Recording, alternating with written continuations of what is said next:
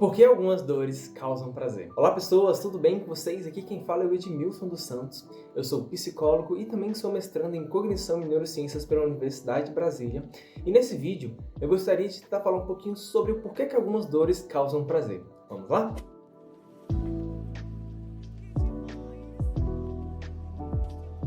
Então, para a gente começar a entender um pouco sobre essa pergunta, a gente precisa entender que um dos princípios básicos que orientam o comportamento humano e animal é a busca pelo prazer. Ou melhor dizendo, a busca por estímulos e situações que sejam reforçadoras. A lei do reforço, ela foi proposta pelo psicólogo Frederick Skinner em 1938 em seu livro The Behavior of Organisms. Essa lei, ela é um princípio fundamental da psicologia comportamental que descreve a relação entre o comportamento e as consequências que o seguem. Essa lei, ela postula que o comportamento de um organismo, ele é influenciado pelos eventos que ocorrem imediatamente após esse comportamento, sejam eles reforçadores ou punitivos. Skinner desenvolveu esse princípio a partir das suas pesquisas lá na década de 30 ou 40, tornando-se um dos principais expoentes do behaviorismo radical.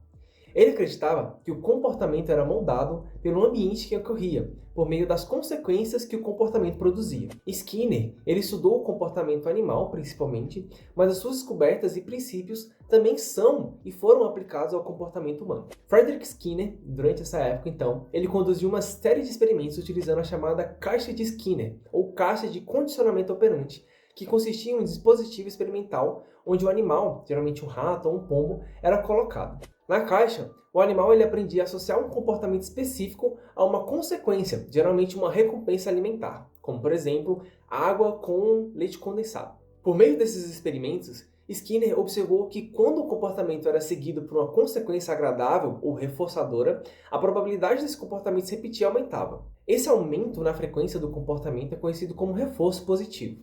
Por exemplo, se um rato ele pressionasse uma alavanca e recebesse uma recompensa alimentar, ele se tornaria muito mais propenso a pressionar essa alavanca novamente no futuro. Da mesma forma, Skinner descobriu que quando o comportamento era seguido de uma consequência aversiva ou punitiva, a probabilidade desse comportamento se repetir diminuía.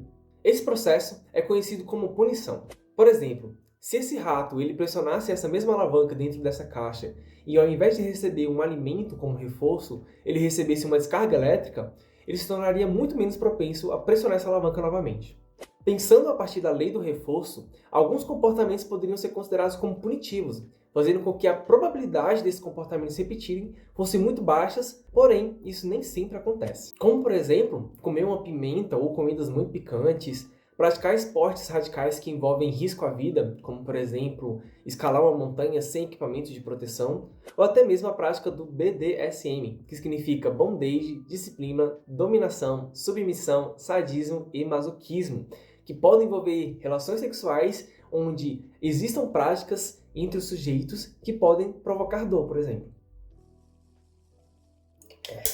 Mas por que isso acontece? Bem, a psicologia comportamental, ou análise do comportamento, diria que, por mais que para algumas pessoas possa parecer que essas práticas sejam aversivas ou punitivas, na verdade, para algumas pessoas, esse tipo de prática ele pode ser muito recompensador. No caso de comer uma pimenta, embora a sensação de ardência possa ser desagradável para a maioria das pessoas, algumas pessoas podem desenvolver um gosto por alimentos picantes e buscar essa sensação como uma experiência prazerosa. Nesse caso, a sensação de ardência ela pode agir como um reforço positivo para a pessoa, aumentando a probabilidade dela consumir alimentos picantes no futuro.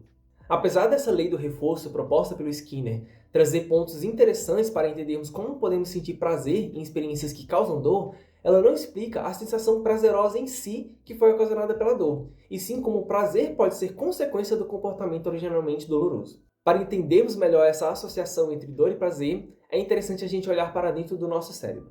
Muitas pesquisas sobre a dor crônica ou a dor aguda foram realizadas visando entender essa associação.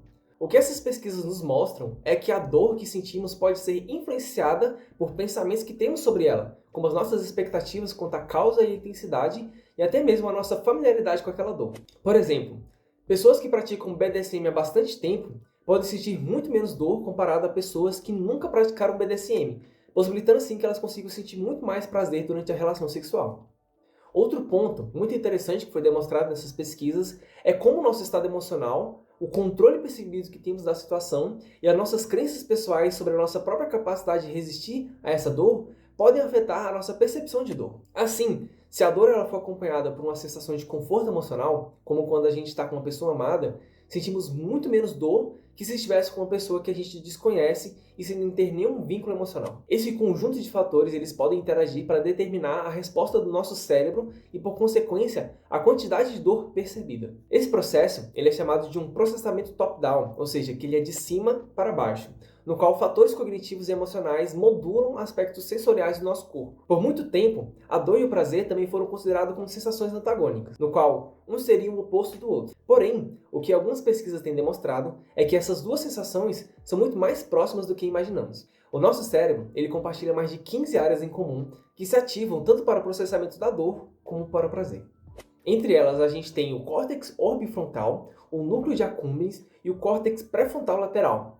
Além disso, a sensação de dor e prazer elas estão associadas à liberação tanto de neurotransmissores opioides como dopaminérgicos, que estão relacionados à recompensa e ao prazer, fazendo com que a relação entre a dor e o prazer sejam muito mais próximas em termos de funcionamento cerebral.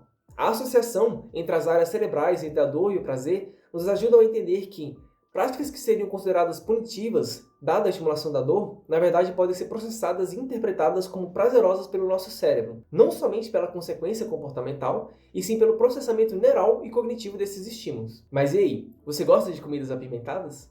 Que demais! Ai, que delícia! Então é isso, gente. Muito obrigado por terem assistido o vídeo. Espero que eu possa ter esclarecido alguns pontos em relação a essa associação entre dor e prazer. Espero que vocês tenham gostado desse tipo de conteúdo. Se vocês gostaram, claro, não se esqueçam de se inscrever aqui no canal e deixar seu gostei para que esse vídeo consiga alcançar muito mais pessoas e a gente consiga compartilhar um pouco mais de conhecimentos em relação à psicologia, cognição e neurociências.